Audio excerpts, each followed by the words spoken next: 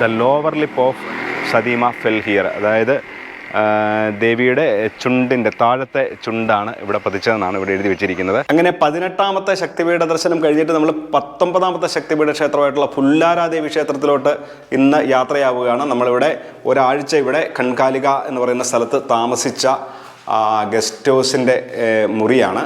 നമ്മളിപ്പോൾ ഉള്ള സ്ഥലത്ത് നിന്ന് ഏകദേശം ഒരു 10-30 കിലോമീറ്റർ ദൂരമുണ്ട് ഈ ഫുല്ലാര ശക്തിപീഠത്തിലേക്ക്. ഇവിടുന്ന് തന്നെ ഒറ്റ ഡയറക്റ്റ് ബസ് കിട്ടുമെന്നാണ് അറിഞ്ഞത്. അപ്പം നമുക്ക് ബസ് നോക്കാം. കുറച്ച് മുന്നോട്ട് ഒരു ബസ് സ്റ്റോപ്പ് ഉണ്ട്. നമ്മുടെ കൺകാലിക ക്ഷേത്രത്തിൻ്റെ മുന്നിലായിട്ടുള്ള അവിടെ ഒരു ബസ് സ്റ്റോപ്പുണ്ട്. അവിടെ നമുക്ക് നോക്കാം ഈ ഫുല്ലാര ക്ഷേത്രത്തിലേക്കുള്ള ബസ് കിട്ടുമെന്ന്. ഇങ്ങനെ ഒരു ബസ് വന്നിട്ടുണ്ട്. ഇതുവഴി പോകുന്ന എല്ലാ ബസ്സും ഈ ഫുല്ലാര ശക്തിപീഠം വഴി പോകുന്നതാണെന്നാണ് പറഞ്ഞത്. നമുക്ക് നോക്കാം. ഫുല്ലാര ശക്തിപീഠിയാക്കി ഫുല്ലാര സ്ഥിര. അപ്പോൾ അങ്ങനെ നമുക്ക് കൺകാലിത്താല ശക്തിപീഠത്തിൻ്റെ അവിടെ നിന്ന് ഫുല്ലാര ശക്തിപീഠത്തിലേക്ക് പോകാനായിട്ട് നമുക്ക് ബസ് കിട്ടിയിരിക്കുകയാണ്. ബസ്സിൽ എന്തായാലും നമുക്ക് ഇരിക്കാനുള്ള സീറ്റ് കിട്ടി. കുറച്ച് കഴിഞ്ഞപ്പോൾ തന്നെ ബസ്സിൽ നിറച്ച ആളായി. പശ്ചിമ ബംഗാളിലെ ഗ്രാമപ്രദേശത്തൂടെയാണ് വണ്ടി പോകുന്നത്. ഈ ശക്തിപീഠങ്ങളെല്ലാം തന്നെ മിക്കവാറും നമ്മൾ ഇതുവരെ പോയ എല്ലാ ശക്തിപീഠങ്ങളും ഇതുപോലെ ഗ്രാമപ്രദേശങ്ങളിലാണ്. കൃഷി സ്ഥലങ്ങളൊക്കെ കഴിഞ്ഞിട്ട് വേറെ ഇതുപോലൊരു സ്ഥലത്തോടാണ് വന്നിരിക്കുന്നത്. ഇവിടെയും ഇങ്ങനെ വലിയ ടൗണെന്നൊന്നും പറയാൻ പറ്റില്ല. ഇവിടുത്തേക്ക് വീടുകളൊക്കെ ഉണ്ട്. എൻ്റെ അടുത്തിരിക്കുന്ന അപ്പച്ചന് വണ്ടിയുടെ പുറകെ സീറ്റിലിരുന്നുകൊണ്ട് വീടിയൊക്കെ കത്തിച്ച് വലിച്ചുകൊണ്ടിരിക്കുകയാണ്. നമ്മുടെ നാട്ടിലൊക്കെയാണ് നമ്മുടെ ധർമ്മരോഷമൊക്കെ ഇളകും. അങ്ങനെ നമ്മുടെ വണ്ടിക്കാരൻ നമ്മളെ എന്നാലും ഇവിടെ ഇറക്കി വിട്ട് ഇവിടെ തന്നെയാണ്. ഇവിടെ ഫുല്ലാര ക്ഷേത്രത്തിൻ്റെ ഒരു കമാന ഇവിടെ കാണാം. അപ്പോൾ ശക്തിപീഠ ക്ഷേത്രം തന്നെയാണിത്. നമുക്ക് പലതും സംശയമാണ്. ഈ വണ്ടിക്കാരുമൊക്കെ പറയുന്നത് കറക്റ്റ് സ്ഥലമൊക്കെ ആണോ, നമ്മൾ പറയുന്നവർക്ക് മനസ്സിലാകുന്നുണ്ടോ എന്നൊക്കെ സംശയമാണ്. എന്തായാലും ഇത് ശക്തിപീഠം തന്നെയാണ്. ഇവിടെ ശിവഭഗവാന് ഇങ്ങനെ സതീദേവിയുടെ ശരീരം എടുത്തുകൊണ്ട് നിൽക്കുന്ന ഒരു പ്രതിമയാണ് നമുക്ക് ഈ ആർച്ചിൻ്റെ മുകളിൽ കാണുന്നത്.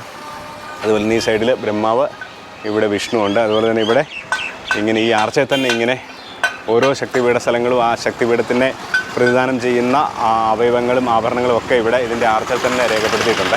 നമ്മുടെ 19ാമത്തെ ശക്തിപീഠ ക്ഷേത്രം ഫുല്ലാര ക്ഷേത്രത്തിലേക്ക് പതുക്കെ നടന്നുകൊണ്ടിരിക്കുകയാണ്. ഇവിടെ എവിടെയാണെന്ന് അറിയത്തില്ല. ഇവിടുന്ന് കുറച്ച് ദൂരമുള്ളതെന്നാണ് പറയുന്നത്. ഒരു 10-20 ദിവസമായിട്ട് ഇങ്ങനെ ഗ്രാമപ്രദേശത്തൂടെ തന്നെയാണ് യാത്ര ചെയ്യുന്നത്. ഇവിടെയും ഇതും ഗ്രാമമാണ്.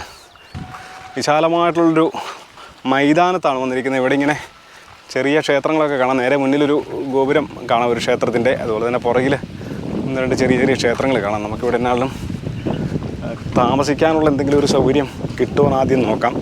നമുക്ക് ഈ ക്ഷേത്രത്തിൻ്റെ പരിസരത്ത് തന്നെ ഇവിടെ ഒരു താമസ സൗകര്യം, ഇവിടെ ഗസ്റ്റ് ഹൗസ് പോലെ ഒരു സംഗതിയാണ്. ഇവിടെ പറഞ്ഞത് ഒരു ദിവസത്തേന് 600 രൂപയാണ് പറഞ്ഞത്. നമുക്ക് എന്നാലും റൂം കയറിയെന്ന് നോക്കാം.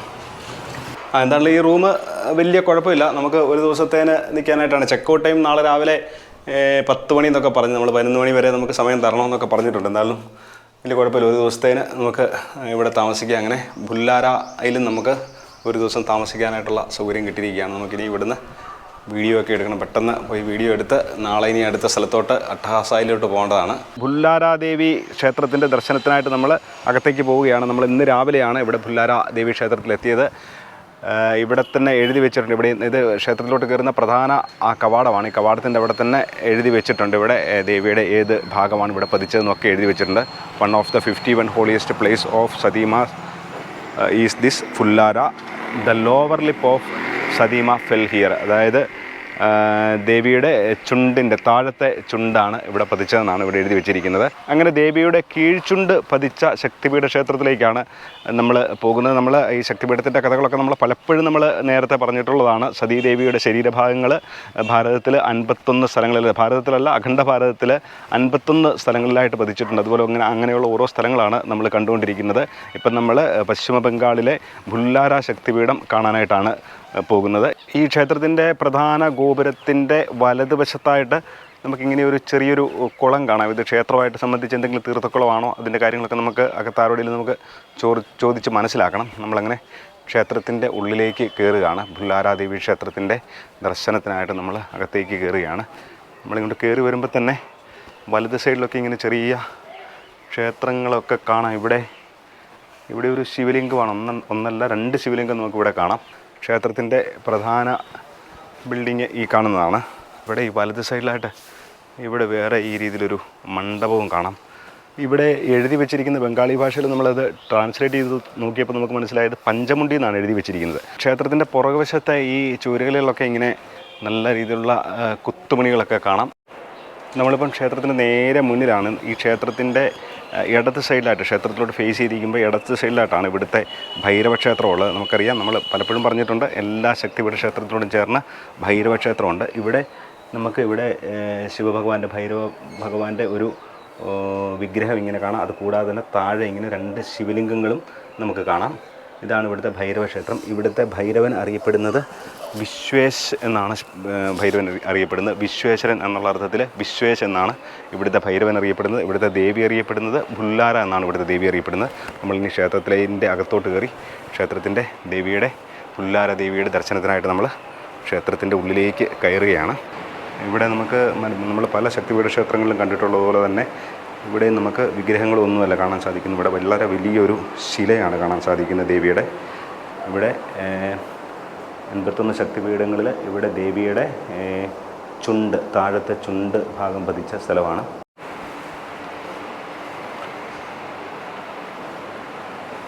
ഈ ക്ഷേത്രത്തിൻ്റെ പ്രധാന ഭാഗത്തിൻ്റെ മുകളിലായിട്ട്, അതായത് ക്ഷേത്രത്തിൻ്റെ ഗർഭഗൃഹത്തിന് നേരെ മുന്നിലായിട്ട് ഇതുപോലൊരു നാട്യ മണ്ഡപം കാണാം. ഇവിടെ നമുക്ക് ഇവിടുത്തെ എല്ലാ വെസ്റ്റ് ബംഗാളിലേക്ക് എല്ലാ ക്ഷേത്രത്തിലും ഇതുപോലെ തന്നെ ക്ഷേത്രത്തിൻ്റെ മുന്നിലായിട്ട് നമുക്ക് ഇതുപോലൊരു മണ്ഡപമാണ് കാണാൻ സാധിക്കുന്നത്. അതുപോലെ മണ്ഡപം നമുക്ക് ഇവിടെയും കാണാം. ഇവിടെ ആൾക്കാർക്ക് വിശ്രമിക്കാനായിട്ടും ധ്യാനിക്കാനായിട്ടും ജപിക്കാനുമായിട്ടും ഒക്കെയുള്ള സ്ഥലമാണ്. ഇവിടെ ഇങ്ങനെ നാട്യമണ്ഡപത്തിൻ്റെ തൂണുകളിലൊക്കെ ഇങ്ങനെ വിവിധ ദേവതകളുടെ ചിത്രങ്ങളൊക്കെ നമുക്ക് കാണാം. അതുപോലെ തന്നെ നാട്യമണ്ഡപം കഴിഞ്ഞ് നമ്മൾ കുറച്ചും കൂടെ ഇതാണ് നാട്യമണ്ഡപം. നേരെ മുന്നിൽ കാണുന്നതാണ് നാട്യമണ്ഡപം.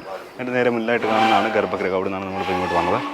ഇവിടെ ഇങ്ങനെ 2 ക്ഷേത്രങ്ങൾ കാണാം. ഇത് 2 ശിവക്ഷേത്രങ്ങളാണെന്നാണ് പറഞ്ഞത്. ഇവിടെ നമുക്ക് ഈ 2 ശിവക്ഷേത്രങ്ങളുടെ നടുക്കായിട്ട് മുകളിലായിട്ട് നമുക്ക് ശിവഭഗവാൻ ഇങ്ങനെ സതീദേവിയെ എടുത്തുകൊണ്ട് നിൽക്കുന്ന, സതീദേവിയെ തോളയിൽ എടുത്തുകൊണ്ട് നിൽക്കുന്ന ഒരു പ്രതിമയും നമുക്ക് കാണാം. അതുപോലെ നമുക്ക് ഈ 2 ക്ഷേത്രങ്ങളുടെ കാഴ്ചകൾ നമുക്ക് കാണാം. 2 ക്ഷേത്രങ്ങൾ നമുക്ക് കാണാം. അതിന് മുൻപായിട്ട് പിന്നെ നേരെ മുന്നിലായിട്ട് ഇവിടെ ഒരു കുളമാണ് കാണുന്നത്. വളരെ വിശാലമായിട്ടുള്ള ഒരു കുളമാണ് കാണാൻ സാധിക്കുന്നത്. നമ്മളിവിടെ അന്വേഷിച്ച് കഴിഞ്ഞപ്പോൾ ഈ കുളത്തിനെ കുറിച്ചിട്ട് കൂടുതൽ വിവരങ്ങളൊന്നും, അതായത് ക്ഷേത്രത്തിൻ്റെ ഒരു കുളം എന്നുള്ളതല്ലാതെ അതിനെ കഴിഞ്ഞ് കൂടുതൽ പൗരാണികമായിട്ടുള്ള എന്തെങ്കിലും പശ്ചാത്തലം ഈ കുളത്തിനുള്ളതായിട്ട് ഇവിടെ ആർക്കും അറിയത്തില്ല. അങ്ങനെ ആരും പറഞ്ഞുമില്ല. പക്ഷേങ്കിൽ ഇവിടെ നിന്ന് ഒരു 2.5 കിലോമീറ്റർ ദൂരെയായിട്ട് വേറെ ഒരു കുളമുണ്ട്. ആ കുളത്തിൽ നിന്ന് താമരപ്പൂക്കൾ, അതായത് 108 താമരപ്പൂക്കൾ ത്രേതായുഗത്തിൽ ഹനുമാൻ ശേഖരിച്ച് ശ്രീരാമന് കൊടുത്തു. അത് വെച്ചിട്ട് ശ്രീരാമന് പൂജ ചെയ്യാനായിട്ട്, ദേവിയെ പൂജ ചെയ്യാനായിട്ട് 108 താമരപ്പൂക്കൾ ഇവിടെ അടുത്തുള്ള ഒരു കുളത്തിൽ നിന്ന് ഹനുമാൻ സ്വാമി എടുത്ത് ശ്രീരാമന് കൊണ്ട് കൊടുത്തു. ആ രീതിയിലുള്ളൊരു കഥ കേൾക്കുന്നുണ്ട്. പക്ഷേ ഇത് ഈ കുളമല്ല, ഇവിടുന്ന് കുറേ ദൂരെയായിട്ടുള്ള ഒരു കുളമാണ്.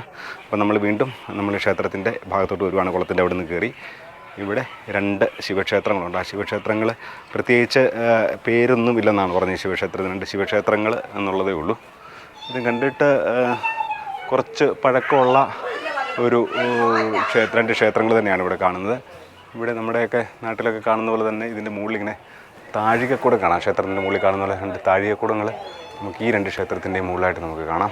നമ്മൾ വീണ്ടും ഈ ക്ഷേത്രത്തിൻ്റെ നാട്യമണ്ഡപത്തിൻ്റെ ഉള്ളിലേക്ക് വന്നിരിക്കുകയാണ്. ഇതാണ് ക്ഷേത്രത്തിൻ്റെ നാട്യമണ്ഡപം. കണ്ടോ, ഇവിടെ ആൾക്കാർക്ക് ഇരിക്കാനായിട്ടുള്ള സൗകര്യം ചെയ്തിരിക്കുന്നുണ്ട്. ഇവിടെ ഇങ്ങനെ ഫാനുണ്ട്. അതുപോലെ തന്നെ ഇവിടെ വേറെ ഞാനിവിടെ ശ്രദ്ധിച്ചൊരു സംഗതി എന്ന് പറഞ്ഞു കഴിഞ്ഞാൽ ഇവിടെ പ്രാവിന് ഇരിക്കാനായിട്ടുള്ള പ്രത്യേക സൗകര്യമൊക്കെ ചെയ്ത് കൊടുത്തിട്ടുണ്ട്. ഇനി പ്രാവിന് ഇരിക്കാനുള്ളതാണോ, ഇനി അവിടെ പ്രാവ് വന്ന് ഇരിക്കുന്നതാണോ അറിയത്തില്ല. എന്താണെങ്കിലും ഇവിടെ നമ്മുടെയൊക്കെ പല ക്ഷേത്രങ്ങളിലും കണ്ടിട്ടുണ്ട് ഇങ്ങനെ പ്രാവൊക്കെ വന്നിരിക്കുന്നതിനെ ഓടിക്കാനായിട്ടുള്ള പ്രത്യേക സംവിധാനങ്ങൾ നമ്മുടെ പല ക്ഷേത്രങ്ങളിലും, കേരളത്തിലുള്ള പല ക്ഷേത്രങ്ങളിലും കണ്ടിട്ടുണ്ട്. പ്രാവ് ഇരിക്കാതിരിക്കാനായിട്ട് വലയിട്ടേയും നടപ്പന്തലിൽ അങ്ങോട്ടൊക്കെ കയറാതിരിക്കാനായിട്ട് വലയൊക്കെ ഇട്ടിരിക്കുന്നത് പല ക്ഷേത്രത്തിലും നമ്മൾ കണ്ടിട്ടുണ്ട്. പക്ഷേ ഇവിടെ എന്താണെങ്കിലും ഇവിടെ പ്രാവിന് ഇരിക്കാനുള്ള സൗകര്യം ഉണ്ടാക്കിയിട്ടുണ്ട്. നമ്മൾ ക്ഷേത്രത്തിൻ്റെ ഗർഭഗൃഹമാണ് നേരെ കാണുന്നത്.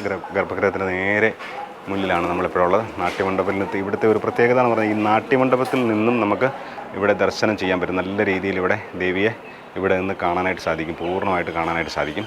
നമ്മൾ ഈ ശക്തിപീഠത്തിനെ കുറിച്ചിട്ടുള്ള പല വീഡിയോകളിലും ഈ ശക്തിപീഠത്തിൻ്റെ ഉത്ഭവത്തിനെ കുറിച്ചിട്ടുള്ള കഥ നമ്മൾ വളരെ വ്യക്തമായിട്ട് പറഞ്ഞിട്ടുണ്ട്. എങ്കിലും പെട്ടെന്ന് ആ വീഡിയോകളൊന്നും കാണാത്തവർക്ക് വേണ്ടിയിട്ട് പെട്ടെന്നൊന്ന് പറയാം. ഈ ദക്ഷയാഗവേദിയിൽ അപമാനിതയാകുന്ന സതീദേവിയുടെ ശരീരം എടുത്തുകൊണ്ട് ശിവഭഗവാന് സംഹാരതാണ്ഡവമാടുന്ന ആ സമയത്ത് ശിവഭഗവാനെ ശാന്തനാക്കാൻ വേണ്ടിയിട്ട് മഹാവിഷ്ണുവിൻ്റെ സുദർശന ചക്രം കൊണ്ട് സതീദേവിയുടെ ശരീരം 51 കഷ്ണങ്ങളായിട്ട് ഛേദിച്ചു. അങ്ങനെ ആ 51 കഷ്ണങ്ങളായിട്ട് ഛേദിക്കപ്പെട്ട ശരീരം ഭാരതത്തിലും അഖണ്ഡ ഭാരതത്തിൻ്റെ, അതായത് ഭാരതത്തിലും അയൽ രാജ്യങ്ങളിലുമായിട്ട് 51 സ്ഥലങ്ങളിൽ പതിച്ചു. ആ 51 സ്ഥലങ്ങളാണ് ശക്തിപീഠങ്ങളെന്ന് അറിയപ്പെടുന്നത്. ആ ശക്തിപീഠങ്ങളിൽ പിന്നീട് ഇത് പൗരാണിക കാലത്ത് നടന്ന ഒരു സംഭവമാണ്. അപ്പോൾ ആ ശക്തിപീഠങ്ങളിൽ പല കാലത്തായിട്ട് ഇങ്ങനെ പല രീതിയിലുള്ള ക്ഷേത്രങ്ങൾ ഉയർന്നു വന്നു. അങ്ങനെയുള്ള ഒരു ക്ഷേത്രത്തിൽ ദേവിയുടെ കീഴ്ചുണ്ട് പതിച്ച സ്ഥലത്താണ് നമ്മളിപ്പോൾ നിൽക്കുന്നത്. ഇതാണ് ശക്തിപീഠത്തിൻ്റെ ഏകദേശം ഒരു കഥ. നമ്മൾ ഈ ക്ഷേത്രത്തിലോട്ട് ഫേസ് ചെയ്ത് നിൽക്കുമ്പം ഇടത് സൈഡിലായിട്ട് ഇവിടെ ഒരു ചെറിയൊരു ബിൽഡിംഗ് ഉണ്ട്. ഇവിടെ എല്ലാ ദിവസവും അന്നദാനം നടക്കുന്നതാണ്. അന്നദാനം എന്ന് പറഞ്ഞു കഴിഞ്ഞാൽ 40 രൂപ, ഒരാൾക്ക് 40 രൂപ കൊടുക്കണം. നമ്മൾ ഉച്ചയ്ക്ക് ഇവിടെ നിന്നാണ് ഉച്ചയ്ക്ക് ഭക്ഷണം കഴിച്ചത്. ഇവിടെ ഉച്ചയ്ക്ക് ഏകദേശം ഒരു 1 മണിക്ക് ഇവിടെ എല്ലാവർക്കും ഇവിടെ ഇങ്ങനെ ഒരു ഹാളുണ്ട്. ഈ ഹാളിൽ വെച്ചിട്ട് ഇങ്ങനെ അന്നദാനം കൊടുക്കുന്നുണ്ട്. 51 ശക്തിപീഠങ്ങളിലൂടെയുള്ള യാത്രയുടെ ഭാഗമായിട്ട് നമ്മൾ നമ്മുടെ 19ാമത്തെ ശക്തിപീഠ ക്ഷേത്രമായിട്ടുള്ള ഭുല്ലാരാദേവിയുടെ കാഴ്ചകളും ഇവിടെ പൂർണ്ണമാവുകയാണ്.